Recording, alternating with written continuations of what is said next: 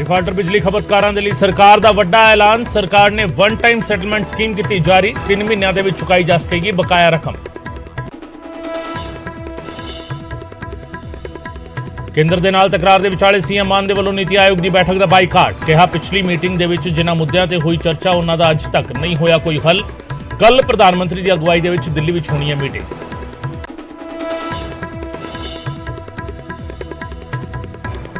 नीति आयोग की बैठक का विरोध करने से बीजेपी दा आम आदमी पार्टी के तंज। कहा केजरीवाल के पिछे लग के पंजाब का नुकसान कर रहे सीएम मान।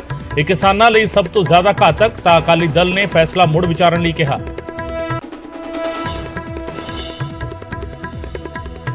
ऑर्डीनेंस नूं लैके कांग्रेस तो समर्थन मंगेगी आम आदमी पार्टी। केजरीवाल ने राहुल गांधी और खड़गे तो मंगिया मुलाकात का समा।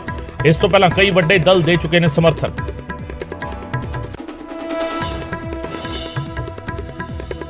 ऑर्डीनेंस से आम आदमी पार्टी को समर्थन देने ते किसी फैसले तो पहला कांग्रेस ने पंजाब इकाई तो लिया फीडबैक। सरकार बनने तो लैके हुण तक दी लई रिपोर्ट। पिछले दिनी बाजवा ने कहा सी कोई भी फैसला लैण तो पहला पंजाब लीडरशिप नाल चर्चा करे हाईकमान।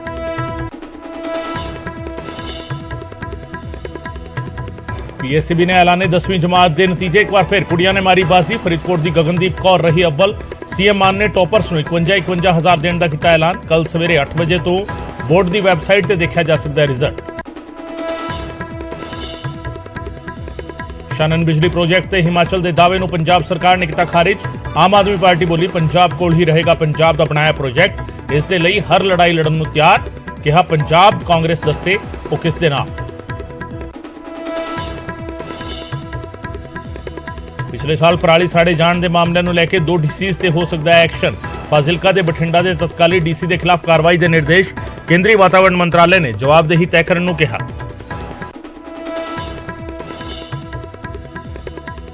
नवी संसद विवाद से दाखिल पटीशन सुप्रीम कोर्ट ने की खारिज। सुनवाई तो इंकार करदियां लाई फटकार। कहा असीं जाणदे हां क्यों पाई गई सी पटीशन। शुक्र करो कि जुर्माना नहीं लाया। सुप्रीम कोर्ट ने दिल्ली के साबका मंत्री सत्येंद्र जैन नूं दित्ती जमानत। शर्तां सने 6 हफ्तिਆਂ ਦੀ मिली जमानत। मैडिकल रिपोर्ट करानी होगी जमा।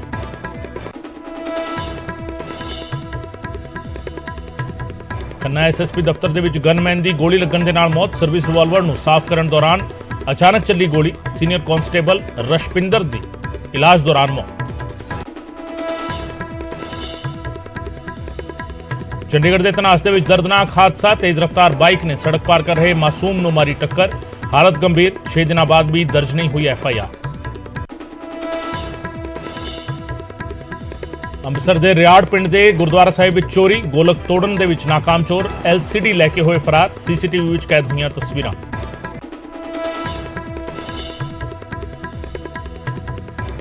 ਤੇ ਕੱਲ ਤੋਂ ਮੁੜ ਸ਼ੁਰੂ ਹੋ ਸਕਦੀ ਹੈ ਹੇਮਕੁੰਟ ਸਾਹਿਬ ਦੀ ਯਾਤਰਾ। ਸਥਾਨਕ ਪ੍ਰਸ਼ਾਸਨ ਦੇ ਵੱਲੋਂ ਰਸਤੇ ਵਿੱਚ ਜਮੀ ਬਰਫ਼ ਹਟਾਉਣ ਦਾ ਕੰਮ ਜਾਰੀ।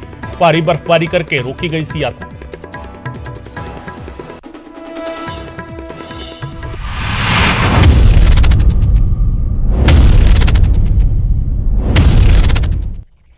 न्यूज़ 18 पंजाब हरियाणा वेख रहे दर्शकों का स्वागत है। मैं हां गगनदीप चौहान ते इस वेले दे बुलेटिन की शुरुआत अहम खबर दे नाल।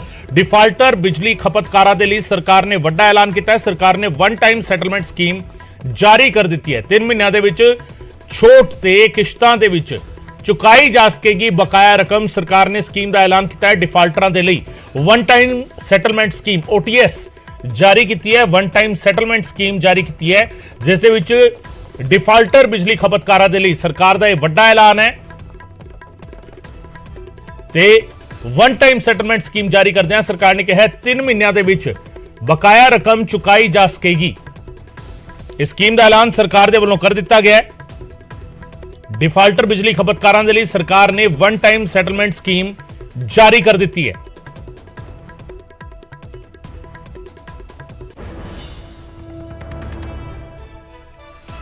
पंकज कपाही मेरे सहयोगी ज्यादा जानकारी दे रहे हैं इस पूरे मामले को लेकर। पंकज किस तरीके की रहेगी वन टाइम सैटलमेंट स्कीम डिफाल्टरां दे लई? देखो पंजाब च खास तौर ते उद्योगिक सैक्टर दे विच बहुत सारे अजिहे लोग ने जिहड़े डिफॉल्टर ने जिन्हां दे बिजली दे बिल कट्टे गए ने या बिजली दे बिल कट्टण दी तैयारी जिहड़ी है बिजली विभाग कर रहा है। तां उन्हां दे लई वन टाइम सैटलमेंट जिहड़ी स्कीम है वो मुख्यमंत्री भगवंत मान दे वल्लों लागू की गई है जिस दे विच हुण बिजली बिलों का जिहड़ा बकाया राशि है अगर लेट पेमेंट ਜੇ ਦੇਣਗੇ ਵਨ ਟਾਈਮ ਸੈਟਲਮੈਂਟ ਦੇ ਵਿੱਚ ਤਾਂ 9% ਵਿਆਜ ਜਿਹੜਾ ਵਾ ਉਹ ਦੇਣਾ ਹੋਏਗਾ। ਪਹਿਲਾਂ 18% ਵਿਆਜ ਦੇ ਨਾਲ ਲੇਟ ਫੀਸ ਜਿਹੜੀ ਹੈ ਜਾਂ ਲੇਟ ਬਿਜਲੀ ਦੇ ਬਿੱਲ ਜਿਹੜੇ ਨੇ ਉਹ ਦੇਣੇ ਹੁੰਦੇ ਸੀ। ਉਸ ਇਸ ਦੇ ਨਾਲ ਜਿਹੜੇ ਫਿਕਸ ਚਾਰਜ ਨੇ ਬਿਜਲੀ ਕਨੈਕਸ਼ਨ ਕੱਟਣ ਤੇ ਜੋੜਨ ਦੀ ਮਿਆਦ ਤੱਕ ਪੂਰੇ ਸਮੇਂ ਦੀ ਰਕਮ ਵਸੂਲੀ ਜਿਹੜੀ ਹੈ ਉਹ ਪਹਿਲਾਂ ਕੀਤੀ ਜਾਂਦੀ ਸੀਗੀ, ਲੇਕਿਨ ਹੁਣ ਇਹ ਵਨ ਟਾਈਮ ਸੈਟਲਮੈਂਟ ਦੇ ਵਿੱਚ ਕਨੈਕਸ਼ਨ ਕੱਟਣ ਤੇ ਜੋੜਨ ਦੀ ਮਿਆਦ 6 ਮਹੀਨੇ ਜਾਂ ਇਸ ਤੋਂ ਘੱਟ ਹੈ ਤਾਂ ਕੋਈ ਪੈਸਾ ਨਹੀਂ ਲੱਗੇਗਾ। ਅਗਰ ਮਿਆਦ ਜਿਹੜੀ 6 ਮਹੀਨੇ ਤੋਂ ਜ਼ਿਆਦਾ ਹੈ ਤਾਂ ਫਿਰ 6 ਮਹੀਨਿਆਂ ਦਾ ਚਾਰਜ ਜਿਹੜਾ ਉਹ ਲੱਗੇਗਾ। ਔਰ ਇਸ ਦੇ ਨਾਲ ਵਨ ਟਾਈਮ ਸੈਟਲਮੈਂਟ ਦੇ ਵਿੱਚ 1 ਸਾਲ 'ਚ 4 ਕਿਸ਼ਤਾਂ ਦੇ ਜ਼ਰੀਏ ਭੁਗਤਾਨ ਜਿਹੜਾ ਵਾ ਉਹ ਬਿਜਲੀ ਬਿੱਲਾਂ ਦਾ ਕੀਤਾ ਜਾ ਸਕਦਾ ਹੈ। ਯਾਨੀ ਕਿ ਅਗਰ ਕਿਸੇ ਦਾ ਲੱਖ 2 ਲੱਖ ਜਾਂ 5 ਲੱਖ ਬਿਜਲੀ ਦਾ ਬਿੱਲ ਹੈ ਤਾਂ ਉਹ 4 ਕਿਸ਼ਤਾਂ ਦੇ ਵਿੱਚ ਇਸ ਨੂੰ ਸਾਲ ਦੇ ਅੰਦਰ ਜਮ੍ਹਾਂ ਕਰਵਾ ਸਕਦਾ ਵਾ। ਔਰ ਇਸ ਦੇ ਲਈ ਕੋਈ ਜਿਹੜੇ ਨੇ ਵਨ ਟਾਈਮ ਸੈਟਲਮੈਂਟ ਦੇ ਦੌਰਾਨ ਇਹ ਜਿਹੜੀ ਹੈ ਨਵੀਂ ਸਕੀਮ ਮੁੱਖ ਮੰਤਰੀ ਭਗਵੰਤ ਮਾਨ ਦੇ ਵੱਲੋਂ ਥੋੜੀ ਦੇਰ ਪਹਿਲਾਂ ਇਸ ਗੱਲ ਦਾ ਐਲਾਨ ਜਿਹੜਾ ਉਹ ਕੀਤਾ ਗਿਆ। ਗਗਨ ਬਿਲਕੁਲ ਪੰਕਜ, ਕੋਈ ਅੰਦਾਜ਼ਾ ਇਸ ਤਰੀਕੇ ਦਾ ਕਿ ਕਿੰਨੇ ਕੁ ਅਜਿਹੇ ਡਿਫਾਲਟਰ ਨੇ ਜਾਂ ਕਿੰਨੀ ਕੁ ਰਕਮ ਜਿਹੜੀ ਹੈਗੀ ਹੈ ਡਿਫਾਲਟਰਾਂ ਕੋਲ ਬਕਾਇਆ ਜਿਸ ਦੀ ਵਾਪਸੀ ਦੀ ਉਮੀਦ ਸਰਕਾਰ ਕਰ ਰਹੀ ਹੈ ਇਸ ਸਕੀਮ ਦੇ ਐਲਾਨ ਦੇ ਨਾਲ? ਦੇਖੋ, ਇਸ ਦੇ ਵਿੱਚ 2 ਅਹਿਮ ਗੱਲਾਂ ਨੇ ਗਗਨ। ਇੱਕ ਤਾਂ ਲਗਾਤਾਰ ਇਸ ਗੱਲ ਦੀ ਚਰਚਾ ਹੁੰਦੀ ਹੈ ਕਿ ਜਿਹੜੇ ਸਰਕਾਰੀ ਜਿਹੜੇ ਦਫ਼ਤਰ ਨੇ ਉਹਨਾਂ ਦੇ ਬਹੁਤ ਸਾਰੇ ਬਿਜਲੀ ਦੇ ਬਿੱਲ ਬਕਾਏ ਪਏ ਹੋਏ ਨੇ। ਅਸੀਂ ਲਗਾਤਾਰ ਇਸ ਗੱਲ ਦਾ ਜ਼ਿਕਰ ਵੀ ਕਰਦੇ ਹਾਂ ਤਾਂ ਉਹਨਾਂ ਦੇ ਲਈ ਵੀ ਇਹ ਸਕੀਮ ਹੈ, ਕਿਉਂਕਿ ਕਈ ਥਾਵਾਂ ਦੇ ਉੱਤੇ ਚਰਚਾਵਾਂ ਇਹ ਵੀ ਚੱਲਦੀਆਂ ਹੈ ਕਿ ਅਗਰ ਸਰਕਾਰੀ ਦਫ਼ਤਰਾਂ ਦੇ ਬਿੱਲ ਹੀ ਪੈਂਡਿੰਗ ਰਹਿਣਗੇ ਤਾਂ ਫਿਰ ਪ੍ਰਾਈਵੇਟ ਸੈਕਟਰ ਜਿਹੜਾ ਵਾ ਉਹਨਾਂ ਨੂੰ ਦੇਖ ਕੇ ਹੀ ਫੈਸਲੇ ਜਿਹੜੇ ਉਹ ਲੈਂਦਾ ਵਾ, ਤਾਂ ਉਹਨਾਂ ਦੇ ਲਈ ਵੀ ਇਹ ਸਕੀਮ ਹੈ। ਔਰ ਇਸ ਦੇ ਨਾਲ ਪ੍ਰਾਈਵੇਟ ਸੈਕਟਰ ਦੇ ਵਿੱਚ ਅਲੱਗ-ਅਲੱਗ ਜ਼ਿਲ੍ਹਿਆਂ ਦੇ ਅਲੱਗ-ਅਲੱਗ ਰਿਕਾਰਡ ਜਿਹੜੇ ਹੈ ਉਹ ਸਰਕਾਰ ਵੱਲੋਂ ਕੱਢੇ ਗਏ ਨੇ। ਔਰ ਖਾਸ ਤੌਰ ਤੇ ਕਈਆਂ ਦੇ ਕਨੈਕਸ਼ਨ ਵੀ ਜਿਹੜੇ ਨੇ ਉਹ ਕੱਟ ਦਿੱਤੇ ਗਏ ਨੇ।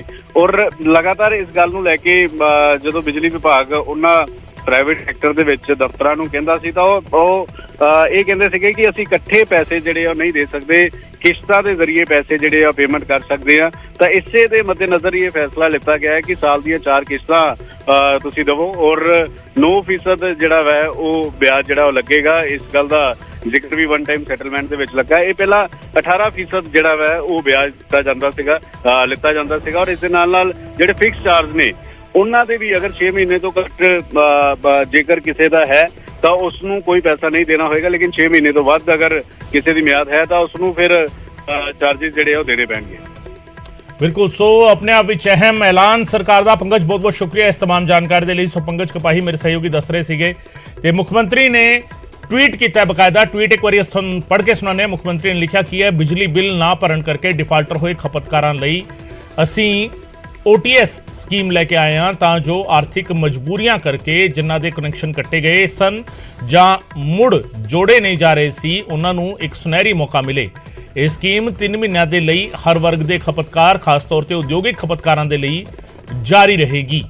सो मुख्यमंत्री ने ट्विटर के राही ट्वीट करके ऐलान किया वन टाइम सैटलमेंट स्कीम का, जिस दे विच सनतकारां दे लई मुख्त तौर पर ऐलान किया गया सरकार दे वल्लों ते 3 महीने दे विच बकाया रकम चुकाई जा सकती है। 3 महीने दे विच बकाए दा भुगतान करके कनैक्शन मुड़ जुड़वाए जा सकणगे। जिहड़े डिफाल्टर हो गए सीगे उन्हां दे कनैक्शन भी मुड़ जुड़ सकते हैं। बिजली बिल ना भरन करके जिहड़े डिफाल्टर होए सीगे उन्हां नूं जिहड़ी नुकसान झलना पिया सी ਉਹ किते ना किते हुण हट सकदा है, उसका कोई सोल्यूशन निकलता नजर आ रहा।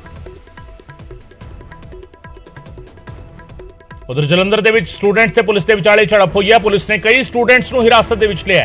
मंगां नूं लैके स्टूडेंट्स ने जाम लाया होया सी। SC स्टूडेंट्स की स्कॉलरशिप जारी करने की मांग की जा रही सी।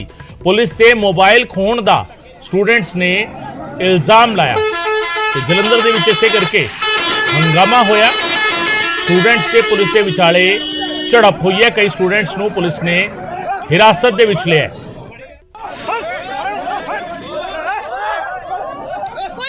मेरे सहयोगी सुरेंद्र कंबोज जानकारी दे रहे हैं इस पूरे मामले को लेके। सुरेंद्र, मोबाइल वीडियो जिथे तक सानू समझ आ रहा है बनाया गया मौके पर बनया हुआ मोबाइल वीडियो है जिथे स्टूडेंट दे नाल पुलिस वाले औखे होंदे दिखाई दे रहे हैं। वजह की सीगी और की कोई जानकारी मिल पा रही है स्टूडेंट दे इस प्रदर्शन को लेके?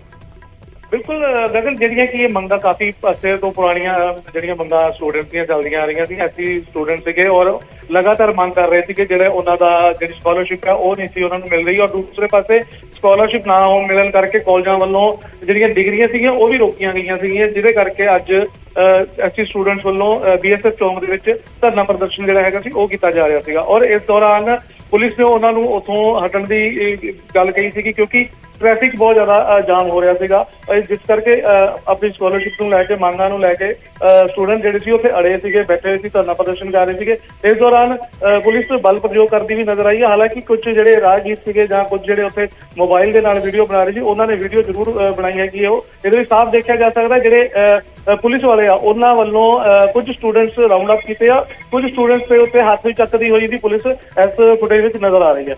ਜੀ ਗਗਨ, पुलिस हद चुकती हुई भी नजर आ रही है और स्टूडेंट्स के उत्ते इस तरीके मैन हैंडलिंग करती हुई पुलिस नजर आ रही है। पर सवाल यह सुरेंद्र के जिस तरीके स्टूडेंट ने प्रोटेस्ट किया कि ये किसी अदारे तो सारा कुछ मंग रहे सी या सरकार को मंग रहे सी, किस तरीके मामले ਨੂੰ किस तरीके समझा जाए? ਬਿਲਕੁਲ ਸਰਕਾਰ ਕੋਲੋਂ ਹੀ ਮੰਗ ਜਿਹੜੀ ਹੈਗੀ ਕੀਤੀ ਜਾ ਰਹੀ ਹੈਗੀ, ਕਿਉਂਕਿ ਸਰਕਾਰ ਸਕਾਲਰਸ਼ਿਪ ਜਾਰੀ ਕਰੇਗੀ ਤਾਂ ਹੀ ਇਹਨਾਂ ਨੂੰ ਜਿਹੜੀ ਕਾਲਜ ਜਿਹੜੇ ਸਟੂਡੈਂਟ ਪੜ੍ਹ ਰਹੇ ਹੈਗੇ ਨੇ ਉਹਨਾਂ ਨੂੰ ਉੱਥੋਂ ਜਿਹੜੀਆਂ ਇਹਨਾਂ ਦੇ ਡਿਗਰੀਆਂ ਜਿਹੜੀਆਂ ਰੁਕੀਆਂ ਹੋਈਆਂ ਉਹ ਮਿਲਣਗੀਆਂ। ਸਰਕਾਰ ਨੇ ਹਜੇ ਤੱਕ ਜਿਹੜੀ ਸਕਾਲਰਸ਼ਿਪ ਉਹ ਜਾਰੀ ਨਹੀਂ ਕੀਤੀ ਹੈਗੀ, ਜਿਹਦੇ ਕਰਕੇ ਪਿਛਲੇ ਲੰਬੇ ਅਰਸੇ ਤੋਂ ਇਹ ਸਟੂਡੈਂਟ ਜਿਹੜੇ ਪ੍ਰੋਟੈਸਟ ਕਰਦੇ ਹੋਏ ਨਜ਼ਰ ਆ ਰਹੇ ਸੀਗੇ। ਔਰ ਅੱਜ ਜਿਹੜੀ ਝੜਪ ਜਿਹੜੀ ਪੁਲਿਸ ਦੇ ਵਿਚਕਾਰ ਹੋਈ ਹੈ, ਇਹ ਸਾਰਾ ਉਸੇ ਚੀਜ਼ ਦਾ ਹੀ ਨਤੀਜਾ ਹੈਗਾ, ਕਿਉਂਕਿ ਪੁਲਿਸ ਸਟੂਡੈਂਟਸ ਨੂੰ ਉੱਥੋਂ ਹਟਾ ਰਹੀ ਸੀ ਕਿ ਟ੍ਰੈਫਿਕ ਜਾਮ ਹੋ ਰਿਹਾ ਸੀਗਾ, ਜਿਹਦੇ ਕਰਕੇ ਆਵਾਜਾਈ ਵਿੱਚ ਲੋਕਾਂ ਨੂੰ ਕਾਫੀ ਪ੍ਰੋਬਲਮ ਆ ਰਹੀਆਂ ਸੀਗੀਆਂ। ਔਰ ਇਸ ਦੌਰਾਨ ਹੀ ਪੁਲਿਸ ਦੇ ਵਿੱਚ ਝੜਪ ਹੋਈ ਹੈ ਔਰ ਵੀਡੀਓ ਦੇ ਵਿੱਚ ਸਾਫ਼ ਨਜ਼ਰ ਆ ਰਿਹਾ ਜਿਵੇਂ ਕਿ ਪੁਲਿਸ ਉਹਨਾਂ ਨੂੰ ਰਾਉਂਡ ਅਪ ਕਰਕੇ ਸਟੂਡੈਂਟ ਨੂੰ ਲੈ ਕੇ ਜਾ ਰਹੀ ਹੈ ਔਰ ਬਲ ਪ੍ਰਯੋਗ ਕਰਦੀ ਵੀ ਉੱਥੇ ਨਜ਼ਰ ਆਈ ਪੁਲਿਸ। ਤੇ ਇਸ ਪੂਰੇ ਮਾਮਲੇ ਦੇ ਵਿੱਚ ਜਿਹੜੇ ਸਟੂਡੈਂਟ ਸ਼ਾਮਿਲ ਹੋਏ ਨੇ ਸੁਰਿੰਦਰ, ਕੀ ਕਿਸੇ ਇੱਕ ਅਦਾਰੇ ਦੇ ਸਟੂਡੈਂਟ ਜਾਂ ਵੱਖ-ਵੱਖ ਅਦਾਰਿਆਂ ਤੋਂ ਆ ਕੇ ਇਕੱਠੇ ਹੋਏ ਇੱਥੇ? ਬਿਲਕੁਲ ਵੱਖ-ਵੱਖ ਅਦਾਰਿਆਂ ਤੋਂ ਗਗਨ ਜਿਹੜੇ ਸਟੂਡੈਂਟਸ ਹੈਗੇ ਆ, ਵੱਖ-ਵੱਖ ਜਿਹੜੇ ਕਾਲਜਸ ਤੋਂ ਹੈਗੇ ਆ ਸਟੂਡੈਂਟਸ ਇੱਥੇ ਆਏ ਹੋਏ ਸੀਗੇ। ਇੱਥੇ ਖਾਸ ਗੱਲ ਇਹ ਵੀ ਹੈ ਜਿਹੜੇ ਸਾਬਕਾ ਅਕਾਲੀ ਦਲ ਦੇ MLA ਹੈਗੇ ਆ ਪਵਨ ਟੀਨੂ, ਉਹ ਵੀ ਨਜ਼ਰ ਆਏ ਹੈਗੇ, ਉਹਨਾਂ ਦੇ ਨਾਲ ਬੈਠੇ ਸੀਗੇ ਧਰਨੇ ਵਿੱਚ। ਔਰ ਪਵਨ ਟੀਨੂ ਵੀ ਉਹਨਾਂ ਦੇ ਨਾਲ ਧਰਨੇ ਦੇ ਵਿੱਚ ਬੈਠੇ ਹੋਏ ਸੀਗੇ ਔਰ SC ਭਾਈਚਾਰੇ ਨੂੰ ਹੀ ਬਿਲੋਂਗ ਕਰਦੇ ਆ ਪਵਨ ਟੀਨੂ, ਔਰ ਉਹਨਾਂ ਦੇ ਨਾਲ ਉਹ ਵੀ ਨਜ਼ਰ ਆਏ ਆ। ਔਰ ਫਿਲਹਾਲ ਦੀ ਘੜੀ ਦੇ ਵਿੱਚ ਜਿਹੜੇ ਸਟੂਡੈਂਟਸ ਪੁਲਿਸ ਲੈ ਕੇ ਗਈ ਹੈ ਇੱਥੋਂ ਰਾਉਂਡ ਅਪ ਜਿਹਨਾਂ ਨੂੰ ਕੀਤਾ ਹੈਗਾ, ਅਜੇ ਤੱਕ ਗੱਲਬਾਤ ਚੱਲ ਰਹੀ ਹੈ। ਪਵਨ ਟੀਨੂ ਉੱਥੇ ਮੌਜੂਦ ਹੈਗੇ ਨੇ, ਪੁਲਿਸ ਦੇ ਜਿਹੜੇ ਆਲਾ ਅਧਿਕਾਰੀ ਹੈਗੇ ਉੱਥੇ ਮੌਜੂਦ ਹੈਗੇ ਨੇ ਔਰ ਜਲਦ ਹੀ ਇਹਦਾ ਕੋਈ ਹੱਲ ਕਰਦੇ ਹੋਏ ਵੀ ਨਜ਼ਰ ਆਉਣਗੇ। ਜੀ ਗਗਨ, ਬਿਲਕੁਲ। ਸੋ ਇਹ ਵੱਖ-ਵੱਖ ਅਦਾਰੇ ਦੇ ਸਟੂਡੈਂਟ ਸੀਗੇ ਜਿਹੜੇ ਪ੍ਰੋਟੈਸਟ ਕਰ ਰਹੇ ਸੀਗੇ। ਬਹੁਤ ਸ਼ੁਕਰੀਆ ਸੁਰਿੰਦਰ ਇਸ तमाम ਜਾਣਕਾਰੀ ਦੇ ਲਈ। ਸੋ ਪੁਲਿਸ ਇਹਨਾਂ ਨੂੰ ਹਟਾਉਣ ਲਈ ਕੋਸ਼ਿਸ਼ਾਂ ਕਰ ਰਹੀ ਸੀ ਤੇ ਉਸ ਸਭ ਦੇ ਵਿਚਾਲੇ ਇਹ ਤਸਵੀਰ ਸਾਹਮਣੇ ਆਈ ਹੈ, ਪੁਲਿਸ ਮੈਨ ਹੈਂਡਲਿੰਗ ਕਰਦੀ ਨਜ਼ਰ ਆਈ ਹੈ। SC ਸਕਾਲਰਸ਼ਿਪ ਨੂੰ ਲੈ ਕੇ ਸਟੂਡੈਂਟ ਪ੍ਰੋਟੈਸਟ ਕਰ ਰਹੇ ਸੀ, ਸਰਕਾਰ ਤੋਂ ਮੰਗ ਕਰ ਰਹੇ ਸੀ ਕਿ ਇਹਨਾਂ ਦੀ ਸਕਾਲਰਸ਼ਿਪ ਜਾਰੀ ਕੀਤੀ ਜਾਵੇ, ਰਿਲੀਜ਼ ਕੀਤੀ ਜਾਵੇ। ਪਰ ਇਸ ਸਭ ਦੇ ਵਿਚਾਲੇ ਪੁਲਿਸ ਨੇ ਜਿਸ ਤਰੀਕੇ ਹੈਂਡਲ ਕੀਤਾ ਇਸ ਸਿਚੁਏਸ਼ਨ ਨੂੰ, ਉਸ ਨੂੰ ਲੈ ਕੇ ਵੀ ਸਵਾਲ ਉੱਠ ਰਹੇ ਨੇ। ਮੈਨ ਹੈਂਡਲਿੰਗ ਕਰਨ ਦੀ ਕੀ ਲੋੜ ਸੀਗੀ, ਇਹ ਆਪਣੇ ਆਪ ਵਿੱਚ ਸਵਾਲ ਹੈਗਾ। ਔਰ ਸਟੂਡੈਂਟਸ ਨੂੰ ਜਿਸ ਤਰੀਕੇ ਹੈਂਡਲ ਕੀਤਾ ਗਿਆ, ਹਾਲਾਂਕਿ ਸਟੂਡੈਂਟ ਨੇ ਜਿਸ ਤਰੀਕੇ ਪ੍ਰੋਟੈਸਟ ਕੀਤਾ ਉਸ ਦੇ ਨਾਲ ਲੋਕਾਂ ਨੂੰ ਦਿੱਕਤਾਂ ਆ ਰਹੀਆਂ ਸੀਗੀਆਂ, ਰੁਝਾਨ ਵੀ ਲੱਗਿਆ ਹੋਇਆ ਨਜ਼ਰ ਆ ਰਿਹਾ।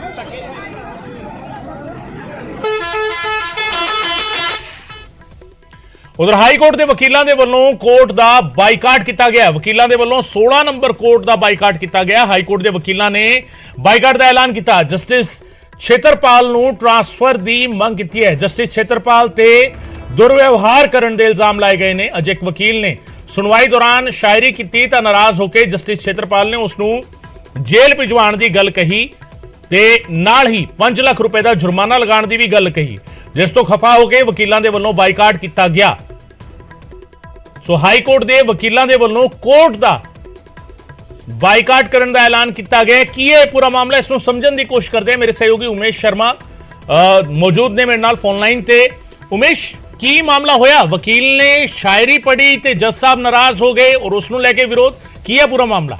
ਦੇਖੋ, ਜਿਸ ਹਿਸਾਬ ਨਾਲ ਕੋਰਟ ਨੰਬਰ 16 ਦਾ ਇਹ ਮਾਮਲਾ ਹੈ ਤੇ ਅੰਦਰ ਕੋਈ ਕੇਸ ਦੀ ਸੁਣਵਾਈ ਦੇ ਟਾਈਮ ਜਿੱਦਾਂ ਨਾਰਮਲ ਕਈ ਵਾਰ ਵਕੀਲ ਗੱਲ ਦੇ ਦੌਰਾਨ ਆਪਣੀ ਕੋਈ ਗੱਲ ਰੱਖਣ ਦਾ ਮਾਹੌਲ ਹਲਕਾ ਕਰਨ ਲਈ ਕੋਈ ਸ਼ਾਇਰੀ ਹੋਈ ਤਾਂ ਉਸ ਹਿਸਾਬ ਨਾਲ ਉਹ ਜੱਜ ਸਾਹਿਬ ਜਿਹੜੇ ਸੀਗੇ ਉਹਨਾਂ ਨੇ ਇਤਰਾਜ਼ ਜਤਾਇਆ ਤੇ ਉਹ ਗਰਮਾ ਗਰਮੀ ਕਹਿ ਲਓ ਜਾਂ ਹੋਈ ਤੇ ਉਹਨਾਂ ਨੇ ਕਿਹਾ ਕਿ ਜੇਲ੍ਹ ਭਿਜਵਾ ਦਾਂਗਾ ਤੇ 5 ਲੱਖ ਦਾ ਜੁਰਮਾਨਾ ਕੀਤਾ ਜਾਏਗਾ। ਉਸ ਤੋਂ ਬਾਅਦ ਇਹ ਗੱਲ ਜਦੋਂ ਬਾਹਰ ਨੂੰ ਪਤਾ ਚੱਲੀ, ਵਕੀਲਾਂ ਨੂੰ ਪਤਾ ਚੱਲੀ ਤੇ ਸਾਰਿਆਂ ਨੇ ਆਪਸ 'ਚ ਇਕੱਠੇ ਹੋਈ, ਮੀਟਿੰਗ ਹੋਈ ਤੇ ਕੋਰਟ ਦਾ ਬਹਿਸ਼ਕਾਰ ਕੀਤਾ ਗਿਆ, ਬਾਈਕਾਟ ਕੀਤਾ ਗਿਆ ਔਰ ਹੱਲੇ ਵੀ ਇੱਕ ਮਤਾ ਪਾਸ ਕੀਤਾ ਜਾ ਰਿਹਾ ਹੈ। ਥੋੜੀ ਦੇਰ ਵਿੱਚ ਉਹ ਮਤਾ ਵੀ ਸਾਹਮਣੇ ਆਏਗਾ ਕਿ ਕੀ ਹੈ। ਚੀਫ ਜਸਟਿਸ ਨਾਲ ਵੀ ਮੀਟਿੰਗ ਹੋਈ ਹੈ ਬਾਰ ਐਸੋਸੀਏਸ਼ਨ ਦੇ ਜਿਹੜੇ ਅਧਿਕਾਰੀ ਨੇ ਪ੍ਰਧਾਨ ਤੇ ਉਹਨਾਂ ਦੀ ਟੀਮ ਦੀ, ਤੇ ਉਹ ਦੇਖਣਾ ਹੋਏਗਾ ਕਿ ਇਹਦਾ ਕੋਈ ਸਿੱਟਾ ਨਿਕਲਦਾ ਕੀ ਨਿਕਲਦਾ। ਲੇਕਿਨ ਕੋਡ ਨੰਬਰ 16 ਦਾ ਬਹਿਸ਼ਕਾਰ ਬਾਈਕਾਟ ਜਿਹੜਾ ਹੈ ਉਹ ਫਿਲਹਾਲ ਹਾਲੇ ਕੀਤਾ ਗਿਆ ਹੈ ਔਰ ਕਾਫੀ ਉੱਥੇ ਨਾਅਰੇਬਾਜ਼ੀ ਵੀ ਹੋਈ ਹੈ ਕੋਡ ਦੇ 16 ਨੰਬਰ ਕੋਡ ਦੇ ਸਾਹਮਣੇ। ਲੇਕਿਨ ਜਦੋਂ ਮਤਾ ਕੀ ਪਾਸ ਹੁੰਦਾ ਜਾਂ ਮਿੱਟੀ ਦਾ ਕੀ ਸਿੱਟਾ ਨਿਕਲਦਾ ਉਹ ਜਦੋਂ ਸਾਹਮਣੇ ਆਏਗਾ ਉਹ ਵੀ